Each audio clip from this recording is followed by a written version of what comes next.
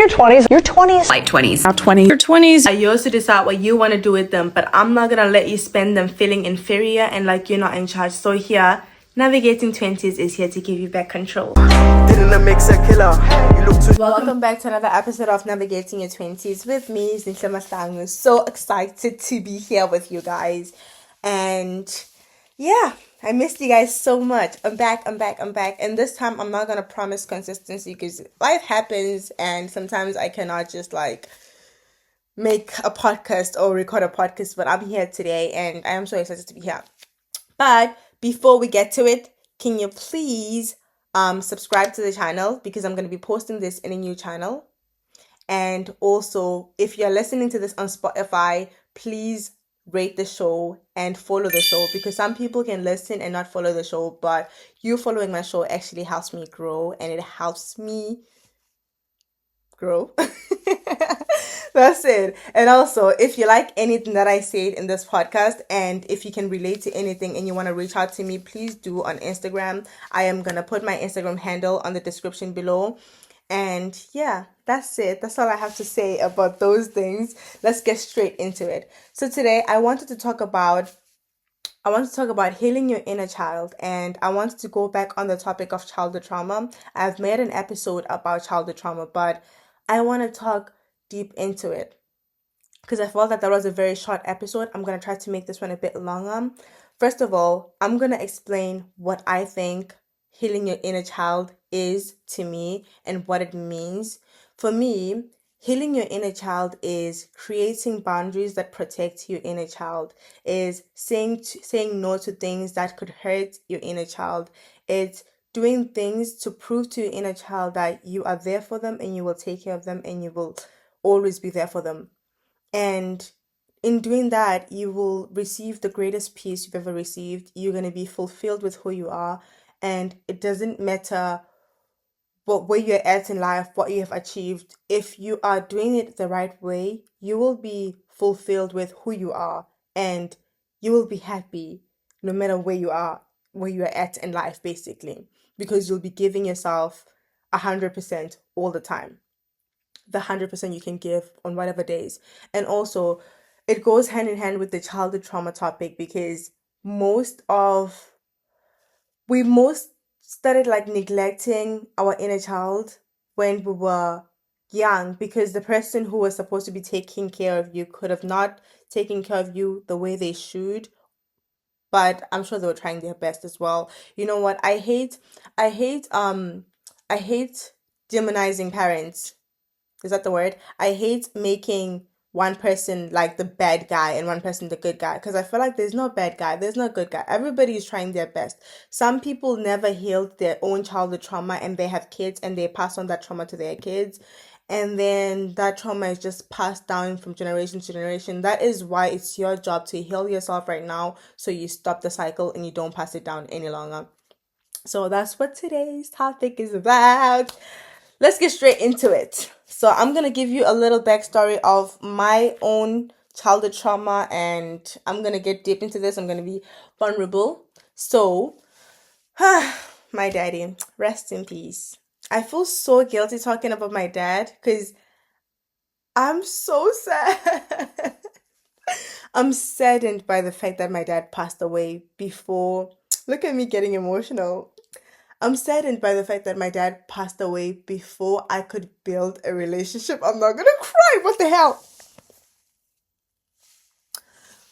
Sorry about that. I'm saddened by the fact that my dad passed away before I could build a proper relationship with him. And I think if my dad had met this version of myself that I am right now, we would, oh my God.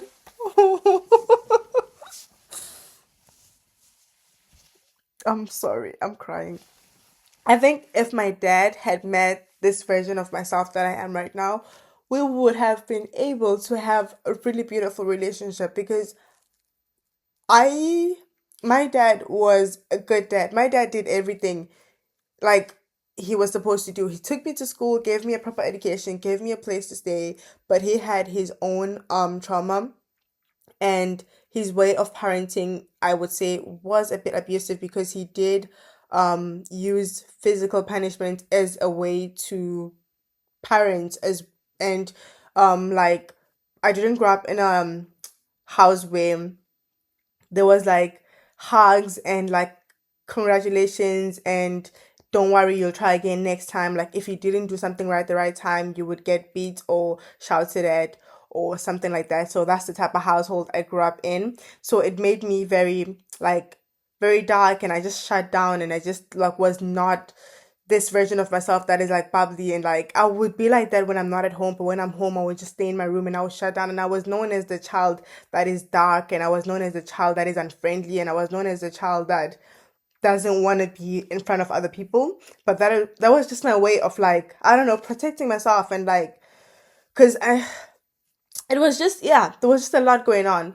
And I think it affected me when my dad died and I had to be by myself in the world and my dad was no longer there, and I suddenly had to navigate life, and I still had those issues of like shutting myself out and not being super friendly, and like not just being really really hard, like really really like serious about life, and not dreaming, and just like living day by day and not believing like that I'm capable of certain things, and feeling like some things are not meant for me, some things are not like built for people like me or something like that. So that's how my childhood trauma. I can't believe I cried. So embarrassing. But yeah, that is how my childhood trauma affected me.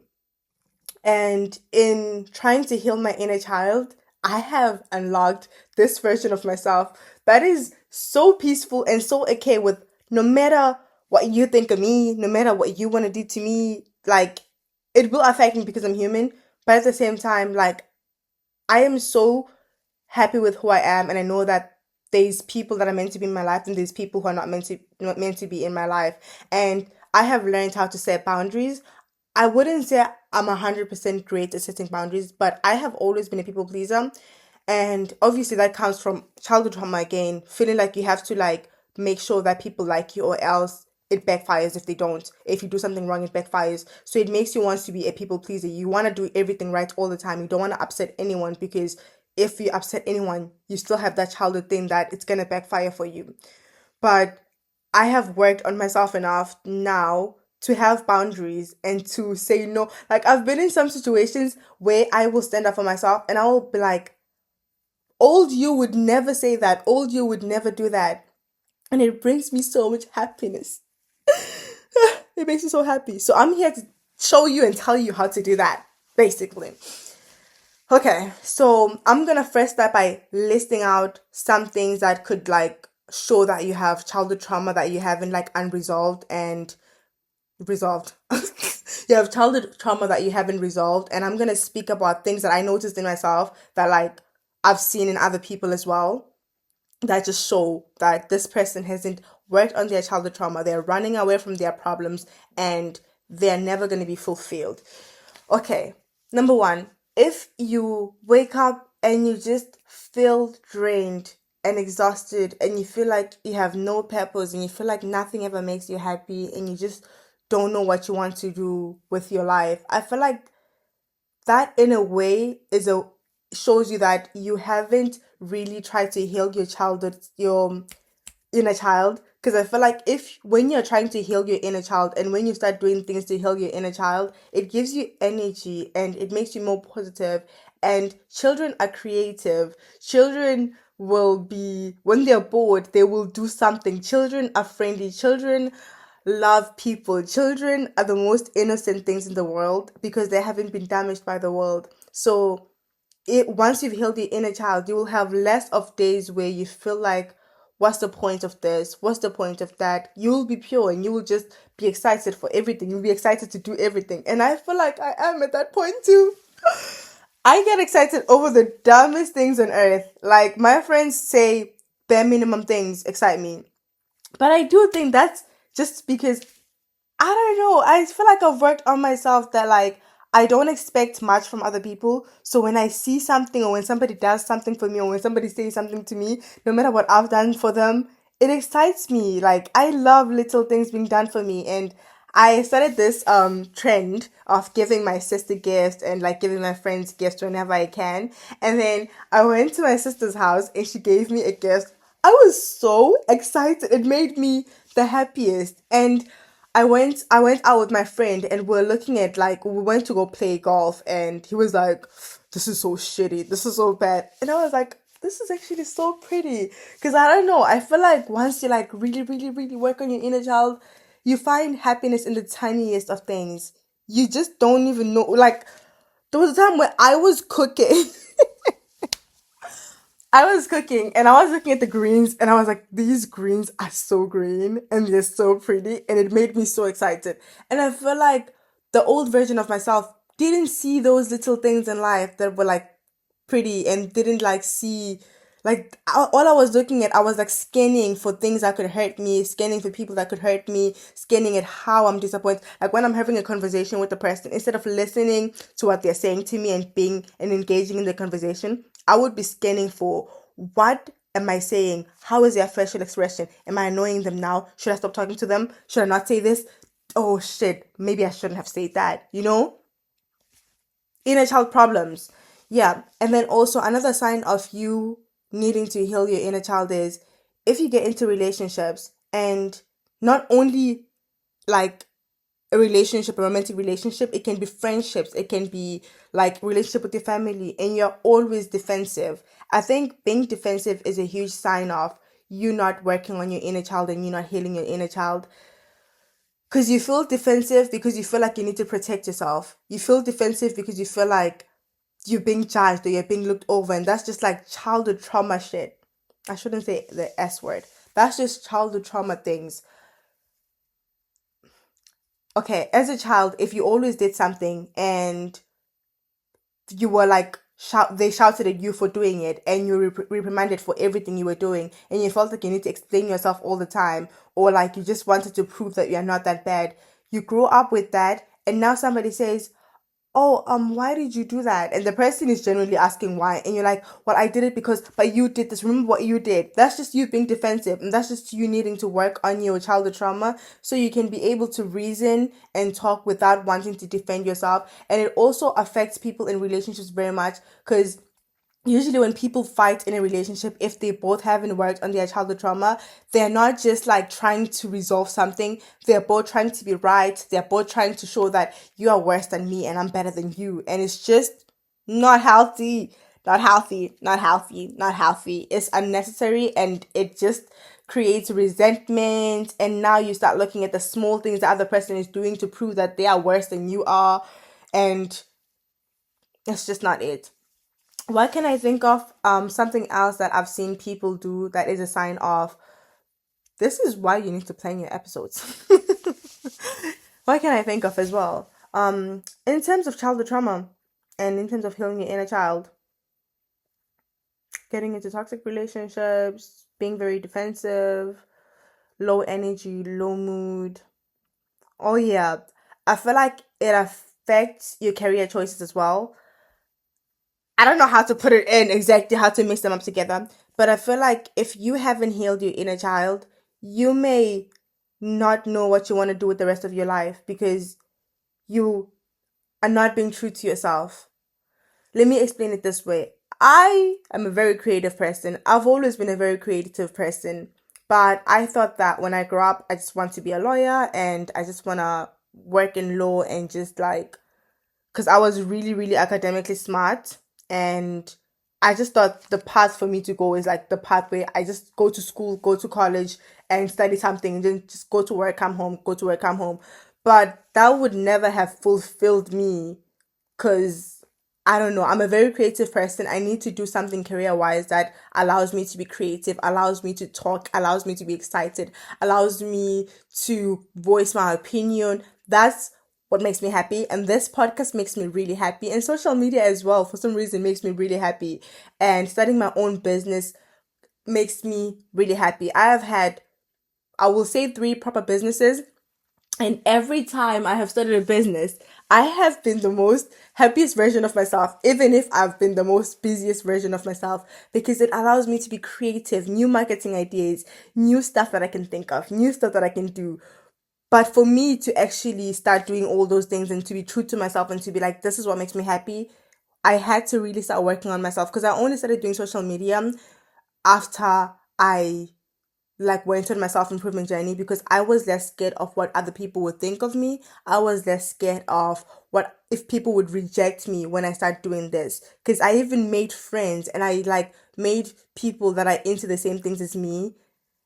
And that's the best part about it. When you're being true to yourself, you will invite the right people into your life.